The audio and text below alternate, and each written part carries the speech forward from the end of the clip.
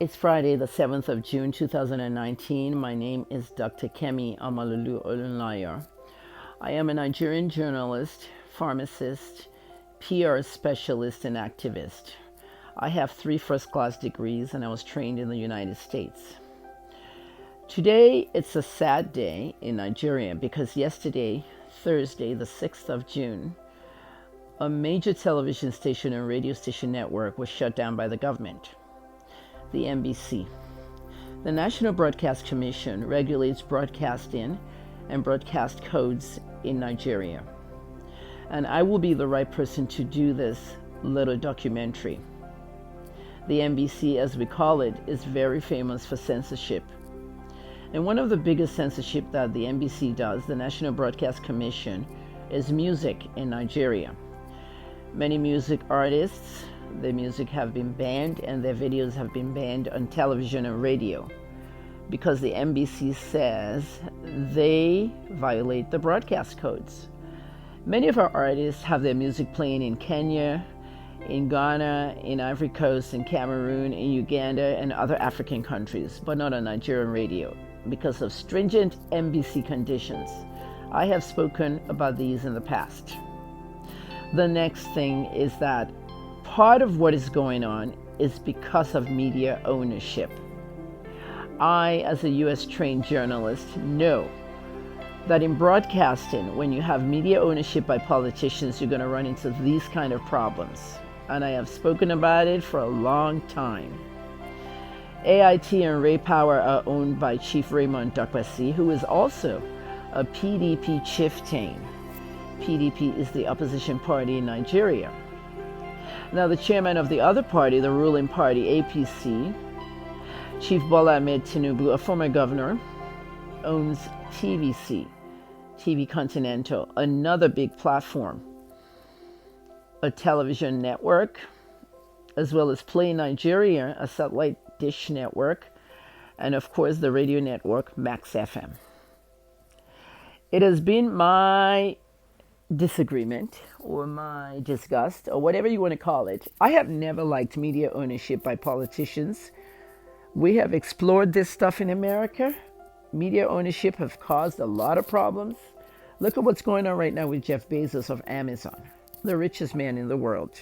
He owns the Washington Post. And here we have a reporter that was murdered, Jamal Khashoggi. Now, how does Bezos react or interact with the Saudi government now that one of his journalists was murdered? It becomes a problem. But it's not so much a problem as what just happened in Nigeria. Chief Obafemi Awolowo, an iconic Nigerian politician, created the oldest newspaper in Nigeria, the Nigerian Tribune, another politician. So we have politicians who own a lot of media platforms, media outlets. Even Yele Sowore had to leave Sahara Reporters that he founded when he became a politician, because Sahara is one of the best, if not the best, investigative journalism platform on the internet. And he ran for president in the 2019 elections. Now let's look at media ownership.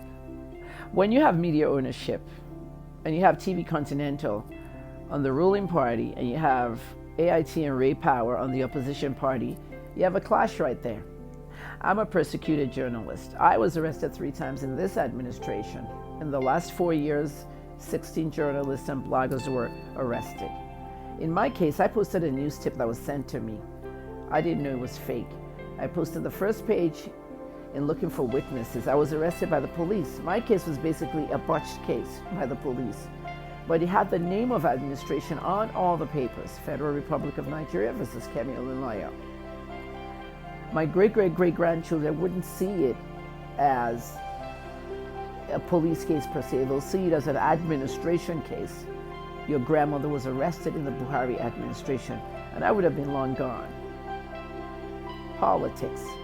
In Nigeria, when you have this kind of problems, then you have people who are going to say they're being antagonized by the government.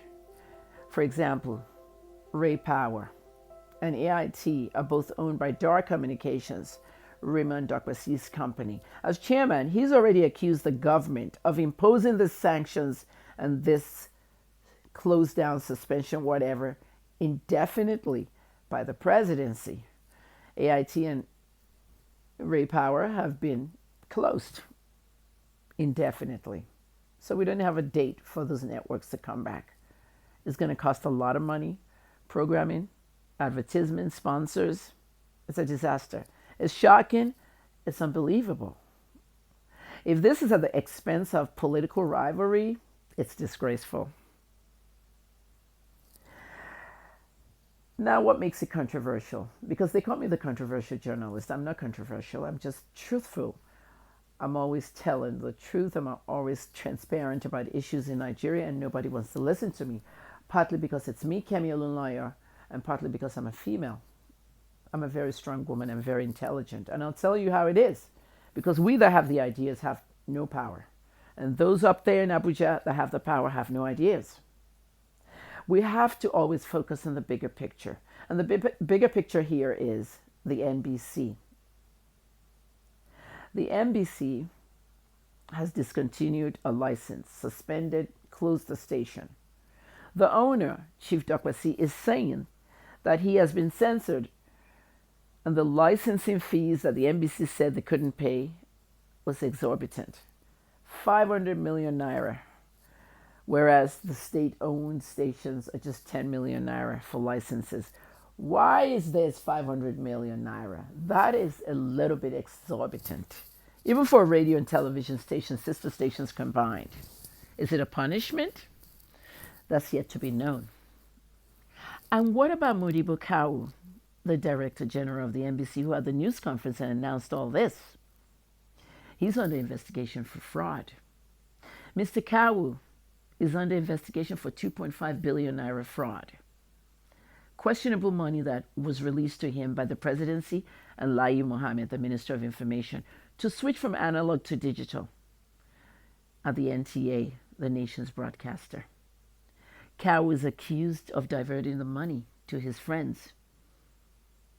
Pinnacle Communications, which is owned by Dikwa Onifade, and his friend and partner, Omalua.